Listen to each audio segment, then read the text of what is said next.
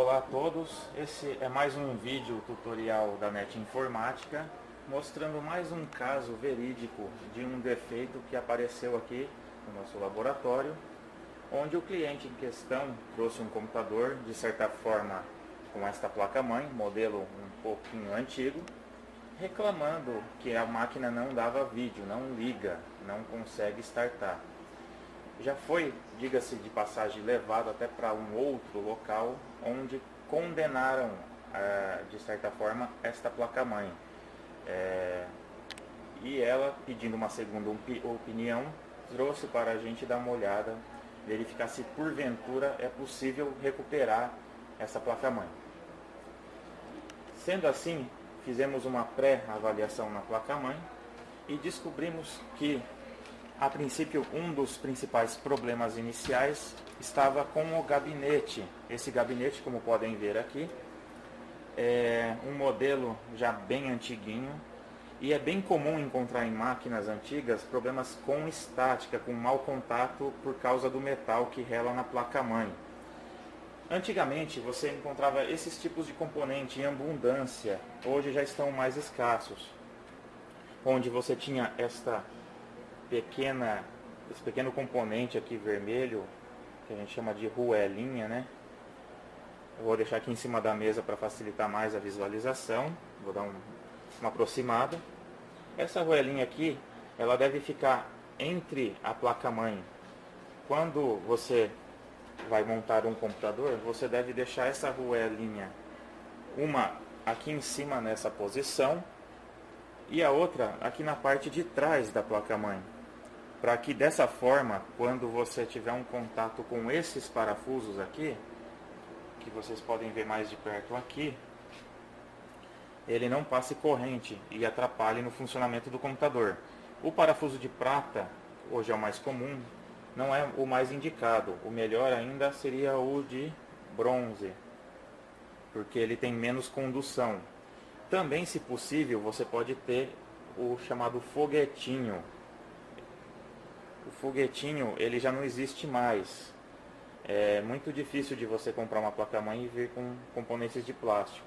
Ou esse outro aqui também, que pode fixar a placa-mãe de maneira correta. Se tiver feito dessa maneira, o problema de mau contato com o gabinete é muito difícil de ocorrer. Ainda assim, se você não tiver esses componentes, você pode usar esse acolchoado aqui, que vem muito em placa-mãe. Ela não vai esquentar, como muitos às vezes pensam, que gera calor, porque ela é de condução térmica baixa, então não gera calor a ponto de danificar a placa-mãe, mas ajuda na condução elétrica, não deixa passar corrente. Ela fica entre a placa-mãe e o gabinete. É bom salientar também que uma limpeza de gabinete, tirar essa poeira que vai juntando, ajuda também a prolongar a vida útil do computador.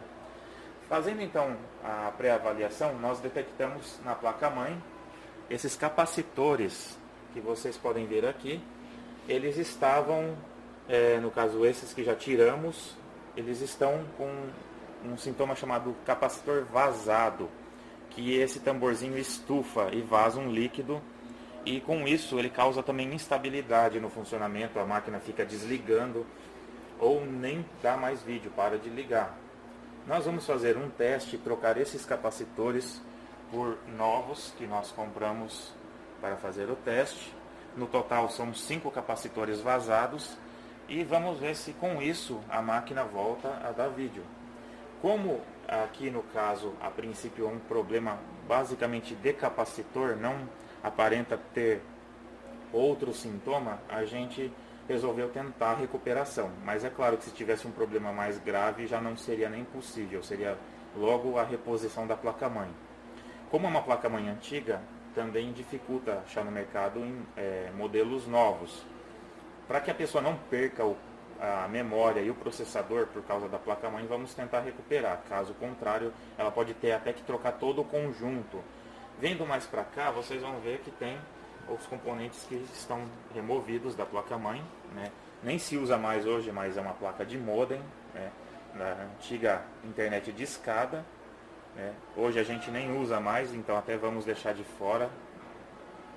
E uma placa de PC TV, para a pessoa poder assistir televisão no computador. Aqui para cima temos o pente de memória, são dois pentes de 1 GB, totalizando 2 GB. Estão bons, testamos já esses pentes, não está com defeito.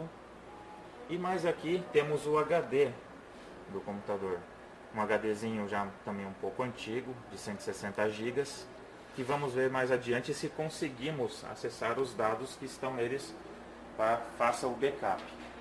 A fonte também está com problema, a fonte ela está causando instabilidade, então hoje o problema para resolver seria a troca dos capacitores, mais a troca da fonte. E claro, se for apenas capacitor mesmo, a placa deve voltar a funcionar por mais algum tempo. É claro que se voltar o problema, independente de quanto tempo levar, já não reconsideramos fazer a ressolda nem a troca de componente, sim a reposição da mesma. Trocar a placa-mãe por uma nova ou até achar uma usada compatível com os componentes que existem nela.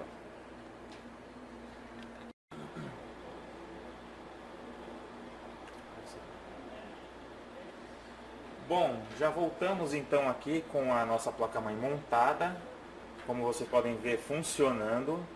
O componente que nós trocamos seria este, né, que a gente conhece como tamborzinho também, né. Foi trocado aqui na placa-mãe, foi reposto, foram 5 ao total. E como vocês podem ver aqui, a máquina voltou a dar vídeo, ela ligou. Estamos numa área do setup onde mostra a voltagem, podem ver que não há nenhuma irregularidade, a voltagem que está passando é a correta. Também quero dizer que aqui o intuito não é mostrar como troca o componente, por isso a gente cortou durante a troca, a gente apenas quer mostrar o problema em si. Futuramente a gente pode abordar mais a forma de fazer o serviço, ou até mesmo ensinar como fazer determinadas coisas. Agora era mais para a ciência de qual era o problema e como foi utilizado para resolver. A gente utilizou um procedimento chamado ressolda do componente, e para isso nós utilizamos esses aparelhos apenas. Pode ver que é uma coisa bem simples, não requer muito aparelho nesse caso, para esse tipo de componente. Se fosse algo maior, é claro que o maquinário era diferente. Nesse caso apenas utilizamos o multímetro, que é para medir o componente. Um sugador de solda, onde ele suga a solda para que você tire o componente da placa-mãe. O estanho, que é um componente muito importante na hora de fazer a ressolda, ele derrete em contato com o ferro, né? E o propriamente dito ferro de solda. Apenas esses componentes já são suficientes para trocar um componente daquele tipo. Feito isso, como havíamos dito, a placa-mãe nem startava, não dava nem vídeo, agora ela passou a dar o vídeo. A manutenção desse componente é barata, visto que cada capacitor custa aproximadamente 50 centavos. E com isso, evitou de ter que procurar uma placa-mãe compatível, que daria mais trabalho. Provavelmente deve durar um bom tempo, pelo menos 1 ano ou mais, aí funcionando, o que faz com que a máquina possa ser utilizada ainda pelo seu dono, sem a necessidade de ter um gasto maior. Agora a gente vai fazer aqui a salva das configurações e vai apenas cair num procedimento aqui de verificação dos componentes, que no caso é feito por um software. A gente não vai mostrar todo o processo, apenas a entrada dele.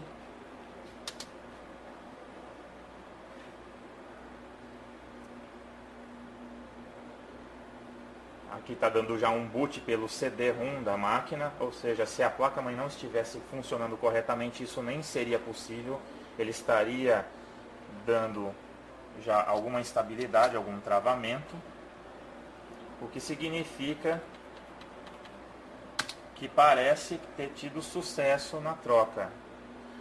Agora é questão de deixar horas funcionando, visto que só de ter dado o vídeo já é um sucesso na manutenção, já ajuda um pouco. Agora vamos passar um teste de estresse. Vamos deixar ele rodando por algum tempo aí. E então é isso. Espero que tenha ajudado aí a esclarecer bastante dúvida da comunidade. Como dito, agora não é interessante que a gente mostre todo o procedimento, ainda estamos apenas mostrando o que acontece no laboratório. E nos próximos vídeos a gente estará, de repente, criando videoaulas mostrando realmente como faz o processo do início até o fim. Obrigado pela atenção de todos e até a próxima.